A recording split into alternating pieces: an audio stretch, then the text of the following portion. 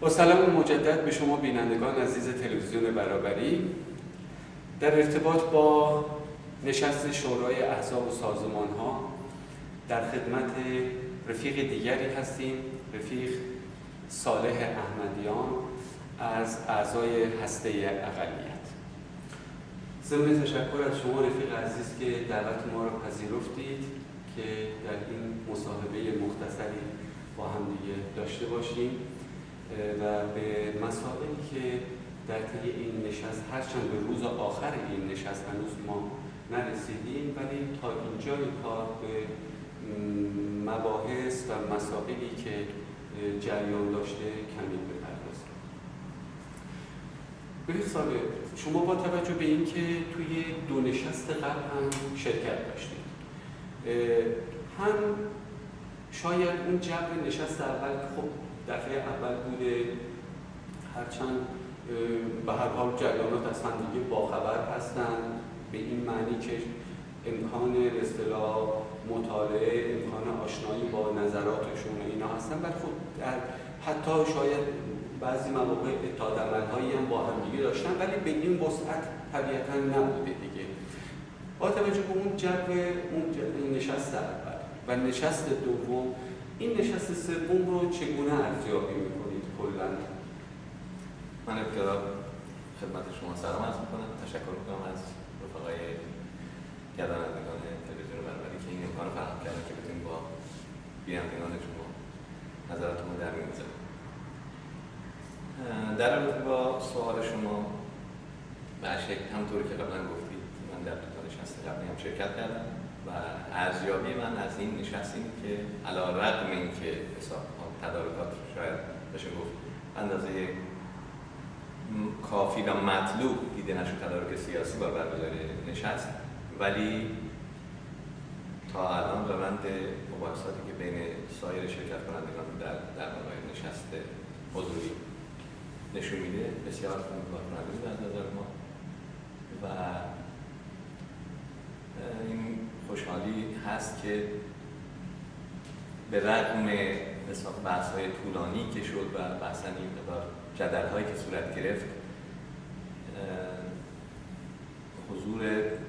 فعال رفقای شرکت کننده در نشست نسبت به مباحث نشون میده که این ضمن تأکید بر مصوبات نشست اول و دوم قصد دارن جمعاً که یک مقدار فراتر بریم از مصوبات نشست دوم و به تطبیق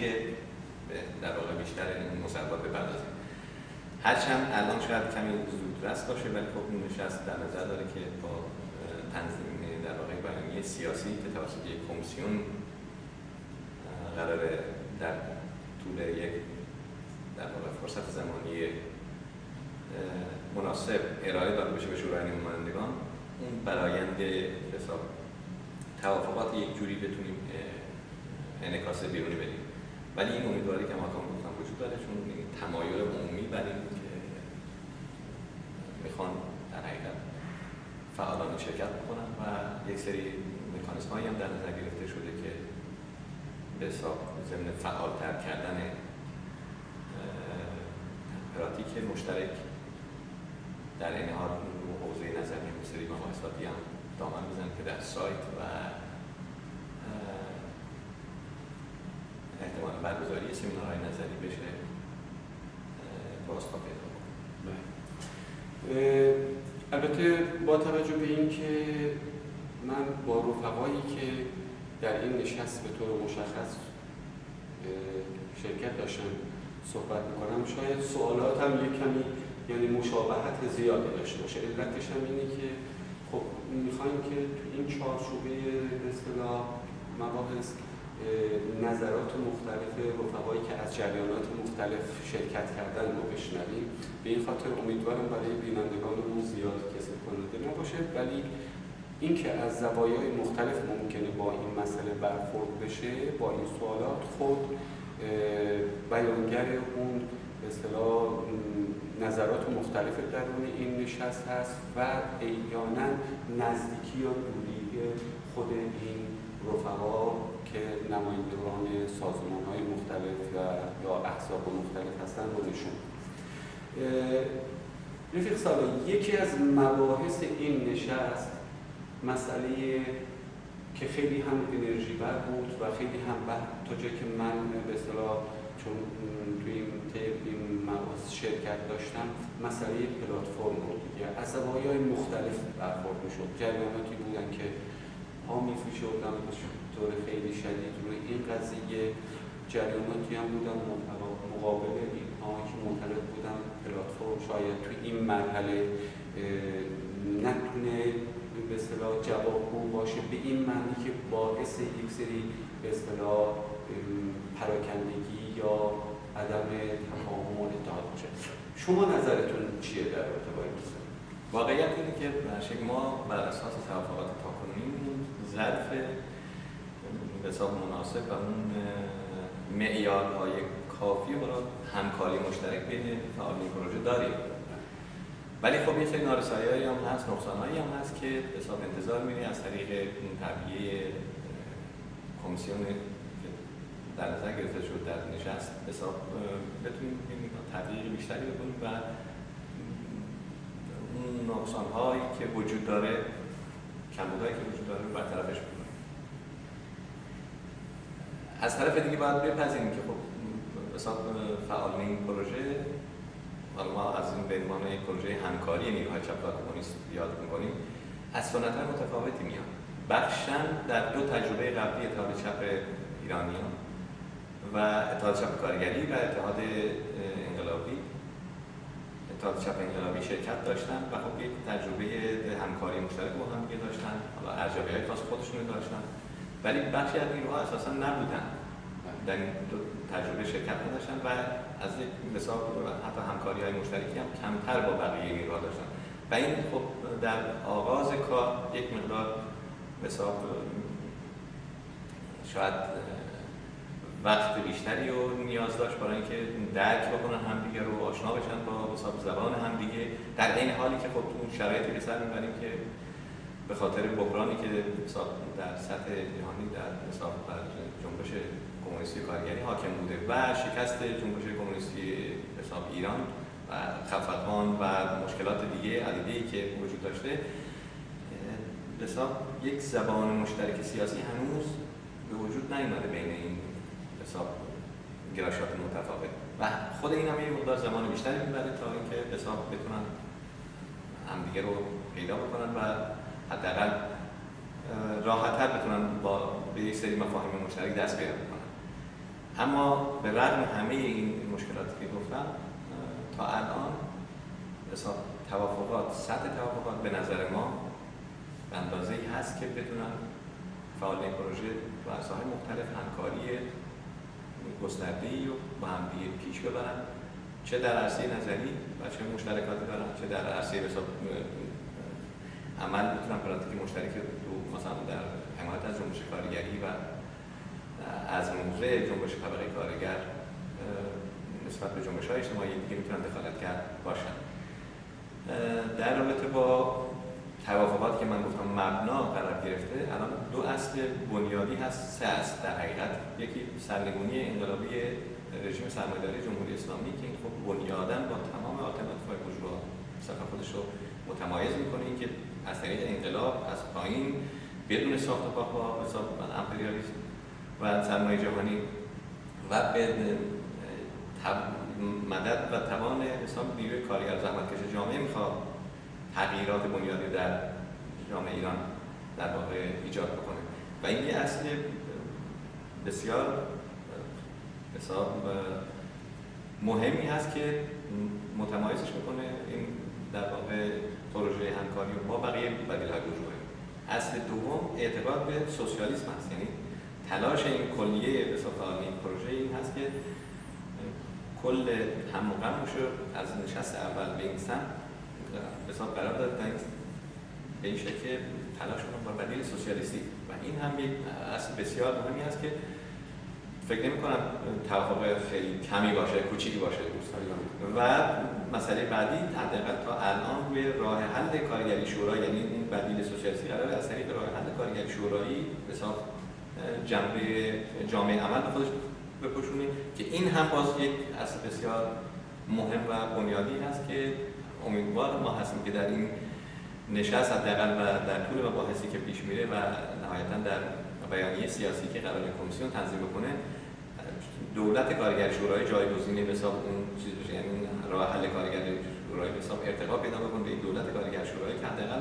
سیمای دولت آتی رو مشخص بکنه و به نظرم میشه علاوه بر اینها یه سری مطالبات حتی روزمره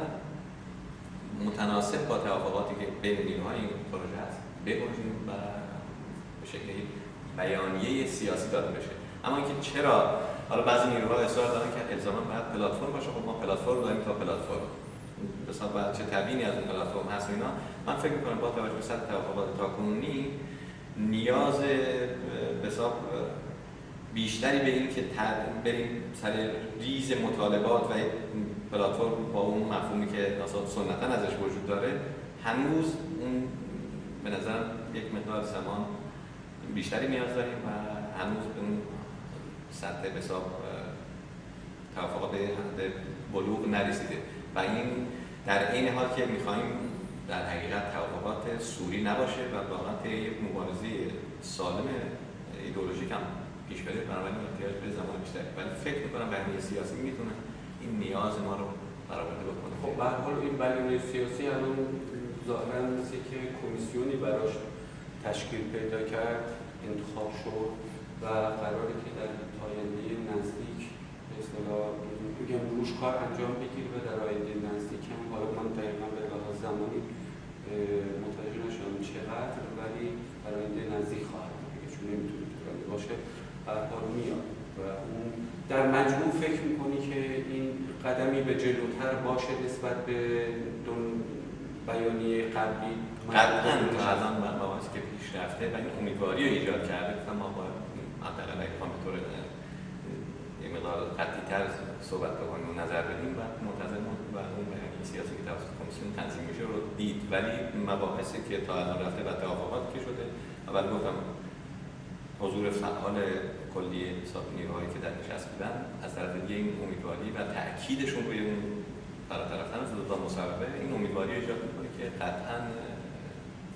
حساب یک گام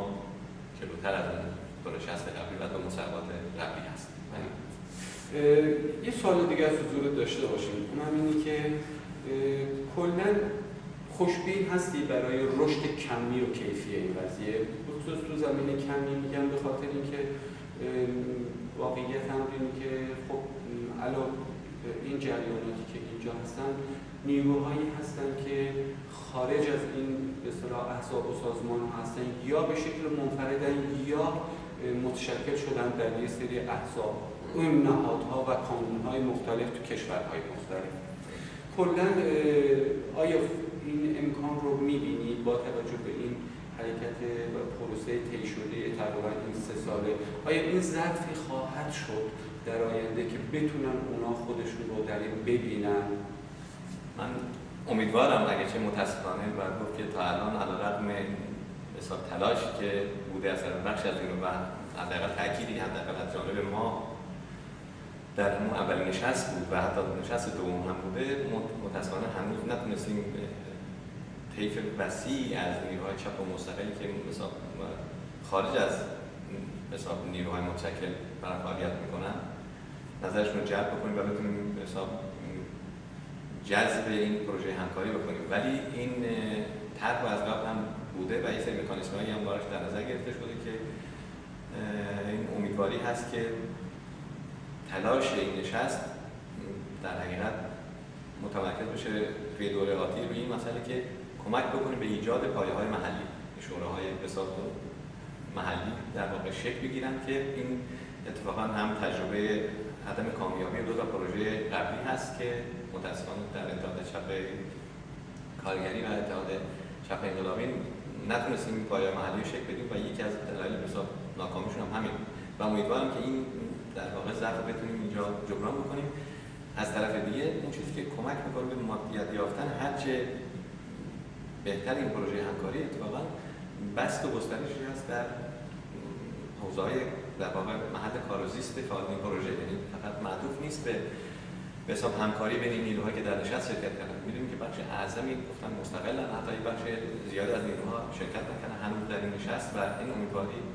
هست که ما بتونیم این بار با همکاری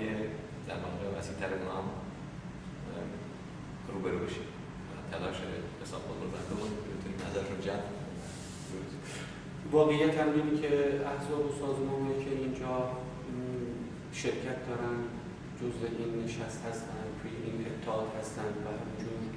خارج از این اتحاد هر کدومشون در طی سالهای گذشته، این 30 و خورده سال گذشته فعالیت‌های واقعا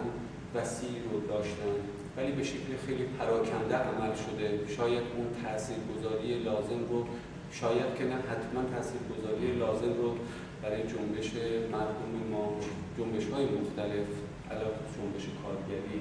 زنان، دانشجویان، جوانان، خب اون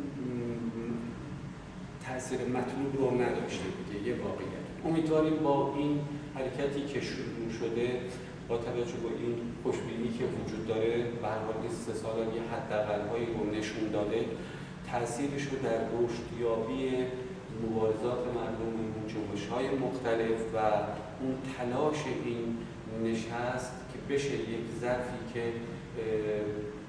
معروف برای اون خودسازمانیابی طبقه کارگر هم مددیارش باشه، در آینده شاهدش باشه. به هر حال خیلی ممنونم، مرسی از اینکه در این برنامه ما شرکت کردید، وقت تو گذاشتید. براتون آرزوی موفقیت میکنم در این راه پیچ و خمی که در پیش داریم برای همه رفقا و همه جریاناتی که در این نشست شرکت داریم. منم ممنونم از اینکه این وقت در اختیار من داشتید که بتونم با بینندگان شما نقطه نظرات رو تعریف کنم و همینجا به حساب جمله آخر این فرصت رو غنیمت میشمارم و میخوام از حساب تمام فعالینی که تصویر رو میبینم و در واقع مصاحبه رو گوش میدن و چه نیروهای متشکل که خارج از این پروژه همکاری هستن، امیدوارم که خودشون در این ظرف در واقع ببینن و بتونن که با مطالعه مصوبات اینها همکاری در واقع مشترکی با ما سازمان بدن که در این راهپیمایی بزرگ با توجه به شرایط در واقع وخیمی که در ایران بر کلاً توده کارگر زحمتکش حاکم هست، نظام سرمایه‌ای که هیچ گونه به جناح‌های مختلفش هیچ گونه پاسخی ندارن برای بهبودی زندگی توده کارگر زحمتکش، بتونیم در این راهپیمایی بزرگ با هم همراه بشیم و به حساب کمک بکنیم به سازمانیابی نیروی اجتماعی که وضعیت رو تغییر بده و بتونه نزدیک بشه به حق حاکمیت بر سرنوشت خودش. امیدوارم. ضمن تشکر از شما بینندگان عزیز که به این برنامه ما توجه کردید. به انتهای این مصاحبه میرسیم و تا مصاحبه دیگر براتون اوقات خوبی رو آرزو می‌کنم.